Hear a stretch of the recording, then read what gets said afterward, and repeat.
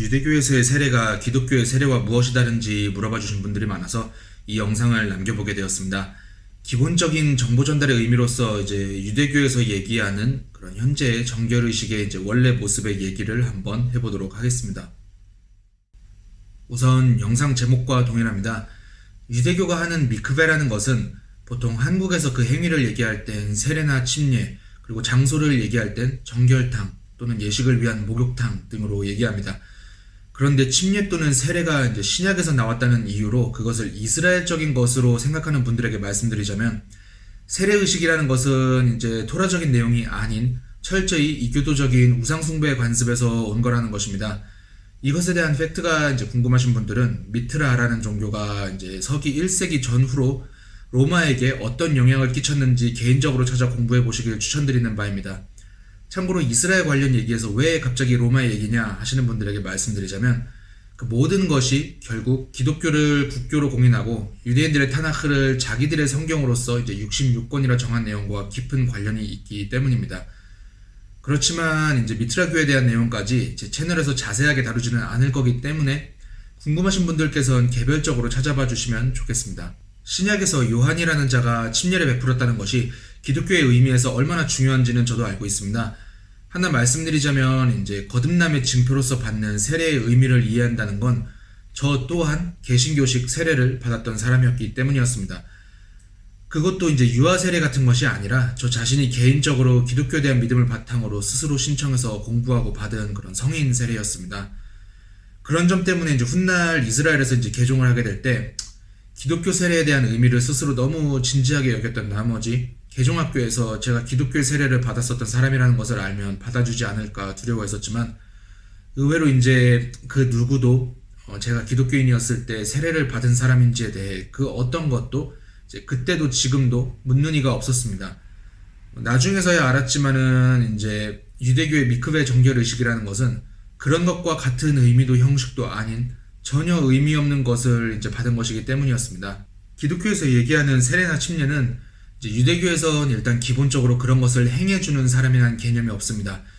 코헨들이 그런 걸 사람들에게 해주는 임무도 없고, 심지어 정결을 위한 침례는 모두가 자기 자신이 필요한 준비를 하고 들어가야 하는 것입니다.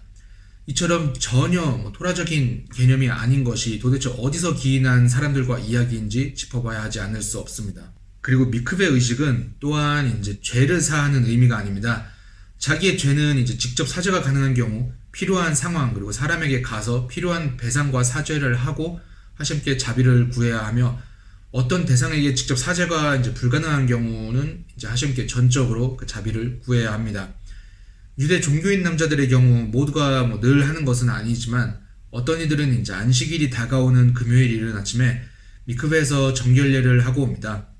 매주마다 하는 그 정결례가 기독교의 경우처럼 죄를 씻어주는 의미라면 그것보다 세상 살기 쉬운 방법은 없을 것 같네요. 미크베 정결례는 죄의 사함도 구원의 표도 아니며 하심 앞에서 정결하게 구분되는 거룩함과 불결함으로부터의 회복만을 위한 것입니다. 그러면 그 정결례는 유대인들이 원래 어떤 식으로 하는지 짚어보도록 하겠습니다.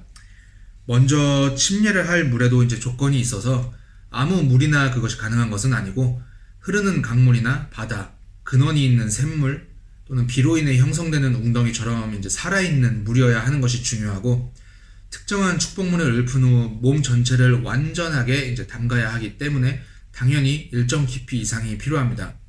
그리고 또한 거룩을 위한 구분을 위해서 행하는 것으로 몸을 씻는 것이 아니기 때문에 물에 들어가기 전에 모든 손톱과 발톱을 깎고 몸에 시로락이 하나 걸치지 않고 들어갑니다. 기록 토라 중 바이크라를 보면 이러한 정결례들을 행해야 할 조건들의 명시가 가장 많이 되어 있습니다. 지금은 성전이 없는 시대이기 때문에 코헨도 레위도 일반 유대인도 토라에 있는 모든 경우에 정결의식을 행하는 건 아니지만, 저도 몇 차례 언급한 것처럼 개종 과정의 마지막 단계가 미크베일 정도로 그것이 중요하고, 남자들의 경우는 안식일을 위해 정결하게 준비하는 의미에서 하는 경우 등이 있고, 여자들의 경우는 생리기간 이후나 출산 이후에 미크베를 찾습니다. 또한 남녀 모두 지금도 예루살렘 성전산에 방문하러 올라갈 경우 그 전에 미크베를 하고 성전산을 올라갑니다. 그리고 사람의 경우뿐만이 아니고 코셔 주방을 만들기 위한 경우로 새로운 주방 식기나 조리도구를 살 경우 사용 전에 역시 지정된 미크베에서 특별한 축복문을 읊은 후 그 식기나 조리기구 또한 미크베에 담급니다. 이처럼 누군가 물을 뿌려주거나 담가주는 작업이 아닌 미크베의 원래 예시들을 안다면 그동안 알고 계셨던 세례와 침례라는 것에 대해 다시 한번 그 기원을 잘 가려서 보셔야 합니다. 토라 자체가 아닌 것이 토라 또는 하셴의 말씀을 성취하는 것이라고 자랑하려면 최소한 토라에 나오는 내용과 완전히 다른 것을 얘기하면서 주장하는 것은 모순된다는 것을 분명히 알아야 할 것입니다.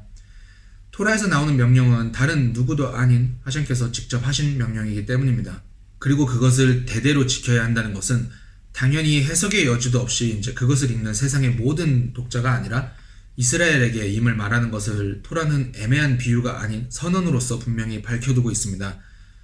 저는 한국에서 세례나 침례 대신 미크베라는 말을 쓰자 등의 의미로 이런 영상을 남기는 것은 아닙니다. 침례나 정결례 등의 말로도 계속 대신 쓸 수는 있겠지만 이 내용에선 어떤 말을 쓰냐보다 먼저 이 부분은 그 잘못된 기원에 대해 짚어보려고 해봤습니다. 이번 영상은 여기까지입니다. 영상을 봐주신 모든 분들께 다시 한번 감사드립니다.